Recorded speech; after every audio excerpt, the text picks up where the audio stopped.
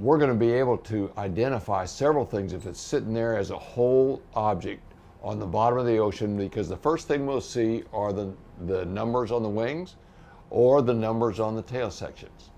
There may be some damage to all of these, but we could even see the orange paint on the front of the wings. That's a possibility. We also need to remember that undersea at 18,000 feet deep, it's almost 8,000 pounds per square inch of pressure. But what we also know is that the pressure is equalized throughout the plane and there's not going to be any crushing. We also know that aluminum and brass and copper, which were the main things of the airplane, will not deteriorate over these years. Of course they deteriorate over many, many more years, but right now they will still be all intact. Wood will not survive. Human remains will not survive. But tanned leather will survive, as will paper.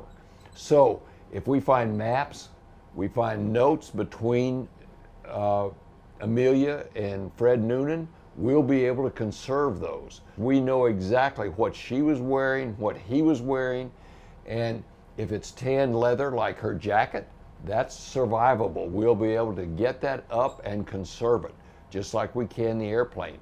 We can identify, to prove that it's an Electra, by the rivet patterns that the photographs will show us. We'll see sections of the airplane that have only one window on the side where Fred Noonan was looking out to take his solar readings.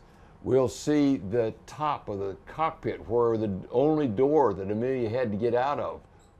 If the plane is apart and we can get inside the plane, we can see the instruments and know exactly which were unique to her particular plane. We'll be able to see the various antennas, and we'll be able to see the landing gear.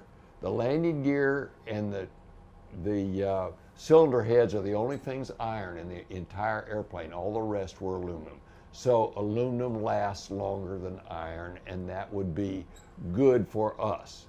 Now, if the airplane did come apart on impact and came down, it will probably still be connected, simply because in those days airplanes were connected by cables to the wing flaps and to the rudders and to the ailerons. And so we'll be able to, it would stay together in a mass and come down and would be a pile we call a debris field.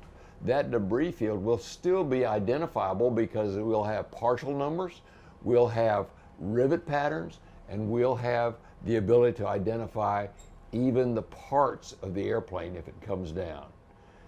One interesting story I love to tell is the fact that Amelia loved to she have souvenirs. She sent all her souvenirs home from Ley, New Guinea, but we do know that she wore an elephant hair bracelet. I understand that may have been shipped home, but if we could find the elephant hair bracelet in her leather jacket and her wedding rings or the jewelry that she was wearing, which we know that she had on, that would be fantastic to put on display so the rest of the world can see the technology that was present to be able to bring those, conserve them, and present them as viewing to the exhibition people around the world.